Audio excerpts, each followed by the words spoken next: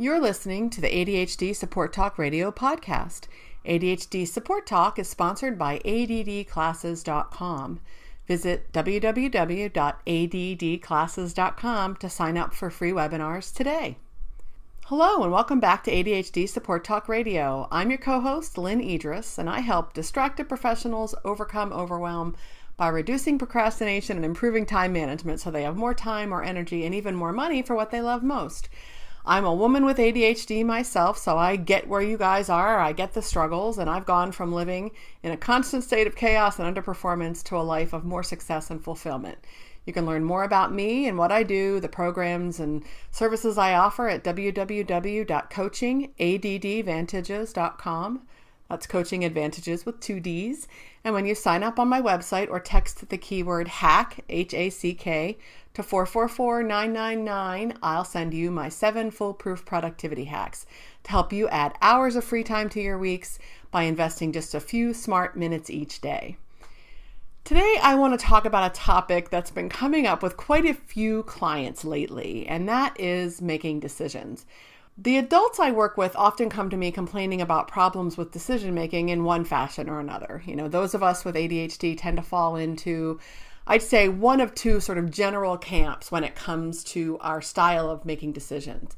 There are those of us who feel we decide too impulsively, the ones who tend to shoot first and ask questions later. What's that expression? Shoot first, aim later, something like that. And then there are those of us who tend to overanalyze and get stuck in analysis paralysis. The research and the analysis become the shiny things we hyper-focus on, and we don't make a decision. I call the latter group the overanalyzers. And many of us don't fit real neatly into either category all the time, but it's just sort of two general camps that we tend to fall in.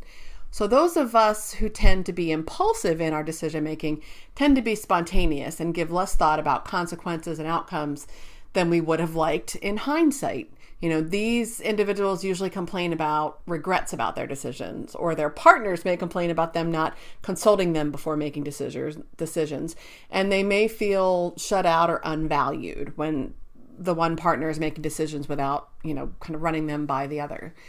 When it comes to spontaneous financial decisions, the ramifications can be significant. I've worked with couples for whom one partner's impulsive purchases or financial decisions have caused significant problems in their relationship.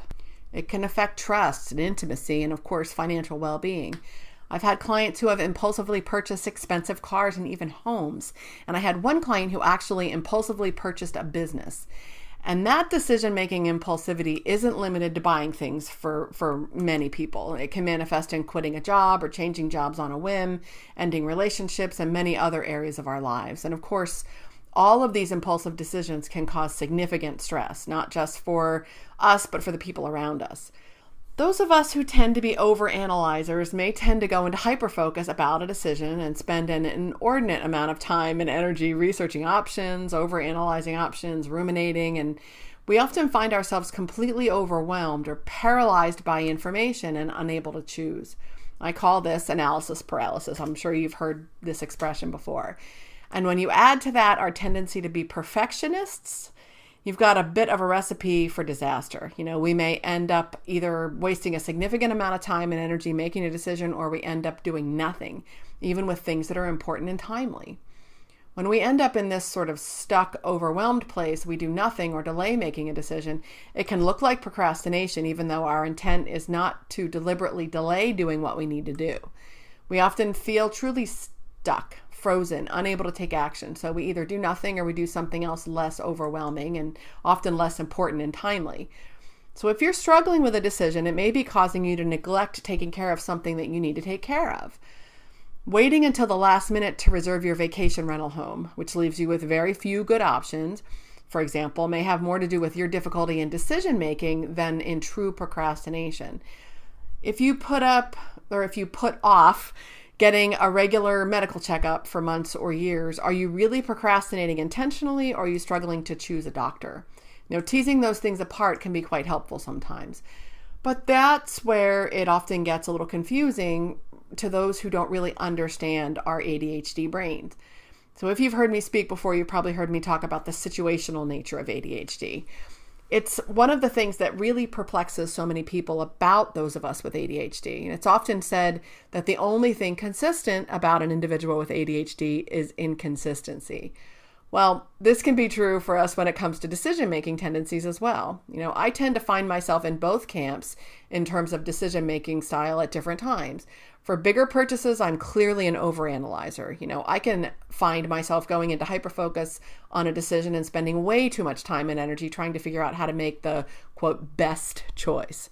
But when it comes to smaller purchases, things in the dollar bins at my discount store or the drugstore or the myriad of temptations at the grocery store or the home improvement store, that's probably the worst one for me, I tend toward the impulsive. The good news is, however, that whether you struggle with impulsive decision-making or tending to get frozen, the solutions are surprisingly similar. I think that some of us with ADHD struggle so much with decision-making, especially those of us on the overanalyzer side of things, because we're focused on possibilities, what could happen. We have so many ideas. We tend to see potential and what could happen. And having to make a decision or having to choose between options means excluding something. And that can feel like a lost opportunity, right? I think this applies to some of us when it comes to the accumulation of clutter and how we deal with paper or don't deal with paper as well. We have a tendency to be more focused on what is potential, what has possibility, ideas, what we don't want to give up. So when you're choosing between two things, for example, you're choosing to let go of the other. You're excluding something, and that can feel, again, like a lost opportunity or giving up on something with potential. And for some of us, that's really a struggle. And it gets wrapped up with our perfectionism and our fear. And that's something that's important to keep in mind, right? So having a process, having guidelines in place for making decisions, whether they're small or large, can help you make objective decisions more appropriately. And working the process or guidelines as a matter of practice will also help you change the way you make decisions naturally and help you kind of neutralize, I guess, your natural tendencies, regardless of whether you tend toward the impulsive or tend toward the overanalyzer end of the spectrum. Awareness, of course, is key, as is practice, right? Some of us are mired all day long in making decision after decision about what to do next, where we should be focused, what are our priorities, and so on. And all that deciding and all that thinking about deciding takes a lot of mental energy, and it really pulls on our executive functions, sometimes to the point that we use up so much brain power, so much of our executive function fuel tank, so to speak, that we don't have enough juice left to actually get stuff done. So we spend all day spinning and we spin our wheels and we have very little to show for it. And I call this, I always say this feels like spinning around with one shoe nailed to the floor. And we end the day exhausted with very little to show for the energy we expended. So all day long, we're deciding what to do next, what our priorities are, where we should be focused. And we spend so much energy on that deciding that we really don't activate or get started enough. So no matter what the decision is that you're stuck on, again, it can help to force yourself to hit the pause button and get clear. And I talk about the pause button a lot with my clients. And of course, forcing yourself to stop, forcing yourself to pause, and forcing yourself to think is not natural to most of us with ADHD, but it's something you can absolutely learn to do, and something really I think you absolutely have to learn to do. So when you can pause for just a moment, you can start with one simple question. What am I trying to decide?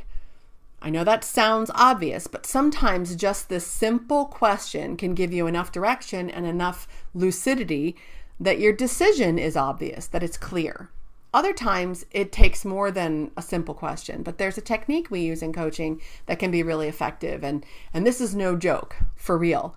Flip a coin. Seriously, I'm not kidding at all. If you flip a coin or draw from a hat or something random, it can be really liberating, but it can also shine a bright light on what your gut or what your intuition is telling you to do. It can shine a bright light on what you really want as well. But if you overuse it, the word of warning, it can just be a delay tactic. So in coaching, this technique is called the takeaway, and it can be really helpful for clients who struggle with decision making. So essentially, when a client is stuck on a decision, when they're vacillating between options, the coach simply removes one of the options for them, saying something like, it sounds like X isn't the choice for you, or it sounds like you've already decided to do Y. Alternately, I might ask the client if they want to give me the pros and cons briefly and let me decide for them.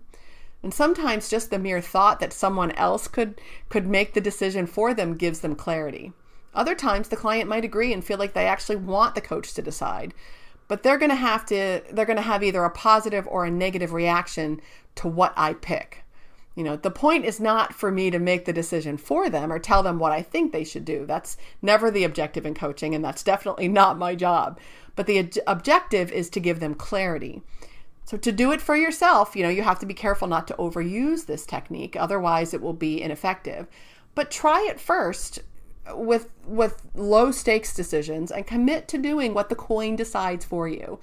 Flip a coin, draw something from a hat. It's amazing what a little clarity can do for decision making. So I hope I've given you something to think about. Feel free to share your thoughts in the ADHD Support Talk Radio Facebook group. If you're not a member, you can request membership, answer the questions, and we'd love to have you. And I'd love to hear how you make decision making a little bit easier. So thanks for listening to ADHD Support Talk Radio again. I'm Coach Lynne Edris. Please visit my website at www.coachingaddvantages.com, and you can learn more about me and what I do, the programs and services I offer at www.coachingaddvantages.com. That's Coaching Advantages with 2 Ds. And when you sign up on my website or text the keyword HACK, H-A-C-K, to 444-999, I'll send you my 7 foolproof productivity hacks to help you add hours of free time to your weeks by investing just a few smart minutes each day. As always, I appreciate your attention. Thanks for being with us.